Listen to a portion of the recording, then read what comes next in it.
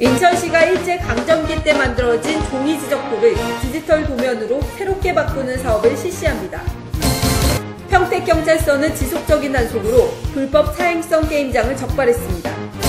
경기도 안성시가 연극을 살리고 활성화하기 위한 양해각서를 체결했습니다.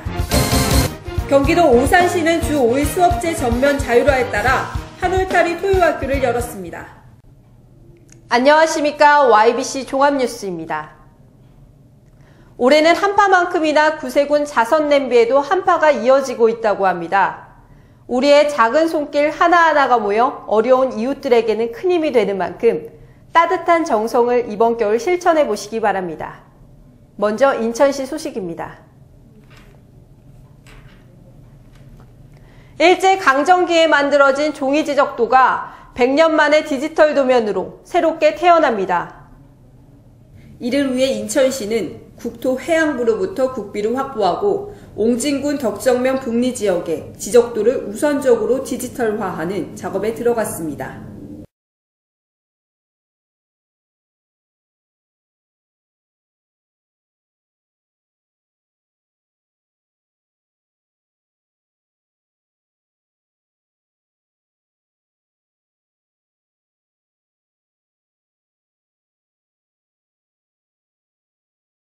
기존의 지적도는 일제강점기 당시 토지 수탈 목적으로 급하게 작성됐기 때문에 지적도상의 경계와 실제 경계가 서로 맞지 않는 현상이 발생했었습니다.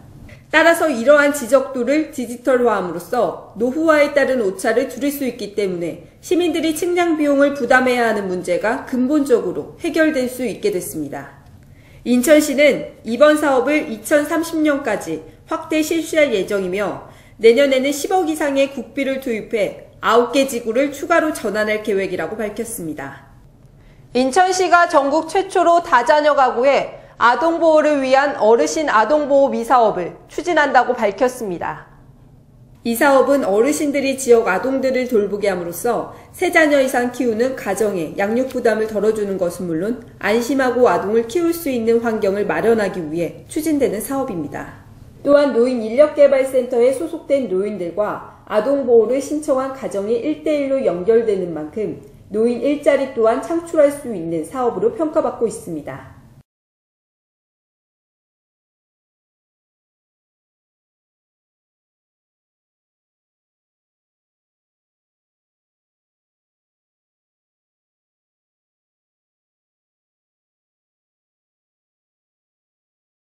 이번 사업을 통해 선발된 노인들은 만 17세 이하 아동을 3명 이상 양육하고 있는 다자녀 가구의 맞벌이 부부를 대신해 등하교와 가사 서비스 등을 지원할 방침입니다. 한편 이번 서비스는 내년 2월부터 11월까지 시범 실시되며 오는 26일까지 각 읍면동 주민센터에서 1차로 300가정을 모집할 예정입니다. 경기도 평택시 소식입니다. 평택경찰서는 불법 사행성 게임장 척결을 위해 지속적인 단속을 실시했습니다. 보도에 강유숙 기자입니다. 평택경찰서는 불법 사행성 게임장 단속을 위한 5일간의 잠복 근무 끝에 지난 11일 저녁 불법 사행성 게임장을 적발했습니다. 불법 사행성 게임장 업주는 팽성읍 안정리에 위치한 건물의 3층을 임대해 간판을 달지 않은 채 불법 게임기 46대를 설치해놓고 24시간 사행성 영업을 해왔습니다. 또 업주는 경찰의 단속을 피하기 위해 철문으로 된 출입문 안쪽에 방음문을 설치해놓고 건물 1층에 망을 보는 사람을 고용했으며 경찰의 단속을 피하기 위해 CCTV를 설치해놓고 있었습니다. 경찰은 이날 업주를 구속하고 게임장에 있던 종업원 2명을 체포했고 게임을 했던 20여 명에 대해서 신변조사 후 귀가 조치했으며 압수된 게임기는 환경관리공단 안성 압수물 사업소로 수거 조치됐습니다. 불법 사행성 게임장은 근로의욕을 저하시켜 서민 생활을 더욱 어렵게 만들고 도박 자금을 마련하기 위한 제2의 범행도 우려되며 불법 이익금은 범죄를 유발시키는 자금으로 유통될 가능성이 높아 지속적인 단속이 요구되고 있습니다.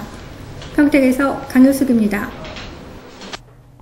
평택시는 자살 시도자 및 중증 정신질환자를 체계적으로 관리하기 위해 평택교육지원청, 평택경찰서, 평택소방서, 송탄 소방서 등 5개 기관이 참여한 가운데 생명사랑 위기관리를 위한 공동협약을 가졌습니다.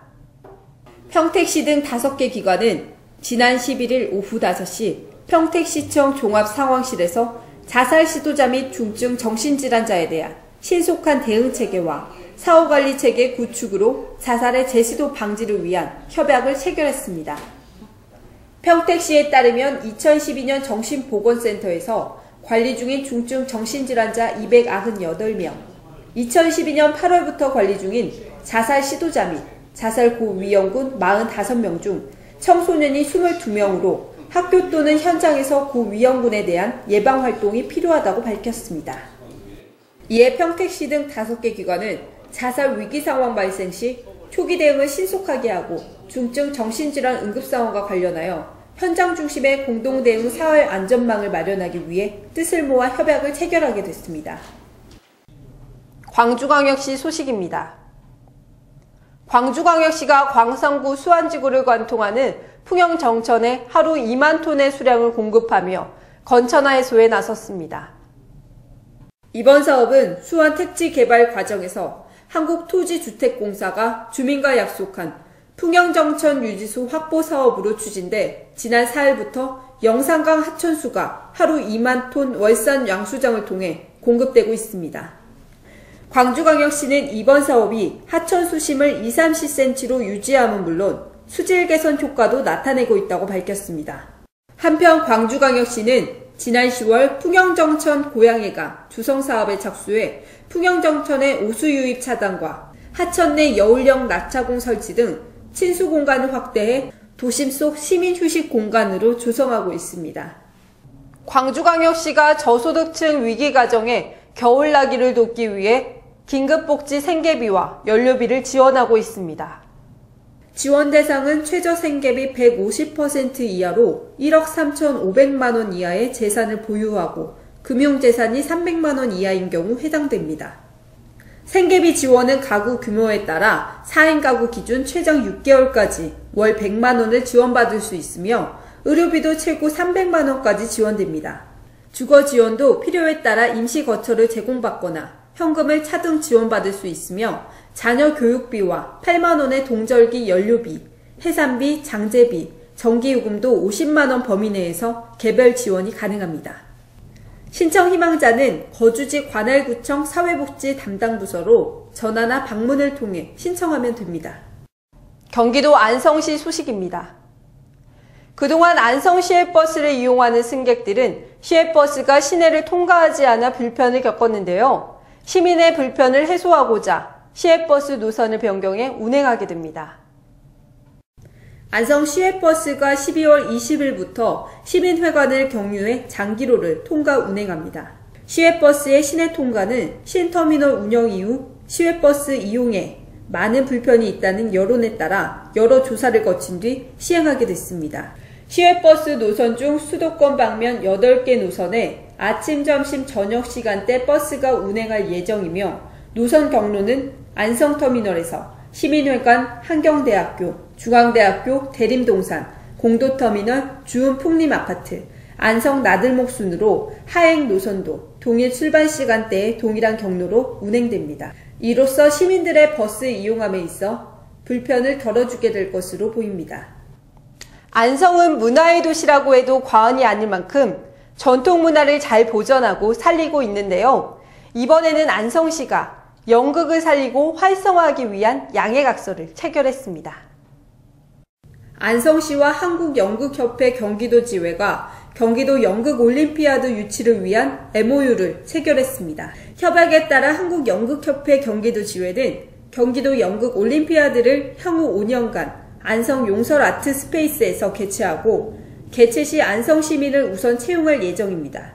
아울러 공연장 주변 지역 활성화에 기여할 것과 안성시가 경기도 연극 올림피아드 개최에 필요한 행정적, 재정적 지원도 함께 하게 됩니다. 안성시는 이번 업무 제휴를 통해 안성의 연극 문화와 더불어 문화복지 증진의 기회가 되길 바라며 안성이 경기도 전역에 있는 연극인들의 새로운 메카로 떠오르기를 바란다고 전했습니다. 일회성이 아닌 영원히 잘 지속이 돼서 우리 연극 또 예술을 사랑하는 또 문화를 사랑하는 우리 시민들의 그 부족한 부분을 많이 좀 채워주셨으면 하는 그런 생각을 간절히 가져봅니다. 오늘을 계기로 해서 우리 연극예술을 통해서 안성 시민들이 정말 행복하고 아름답고 즐거운 도시에서 살 수 있도록 우리 연극인들이 최선을 다할 것을 다시 한번 약속을 드립니다. 이로써 안성시는 명실공히 문화예술의 도시로서 자리매김하게 됐습니다. 경기도 오산시 소식입니다.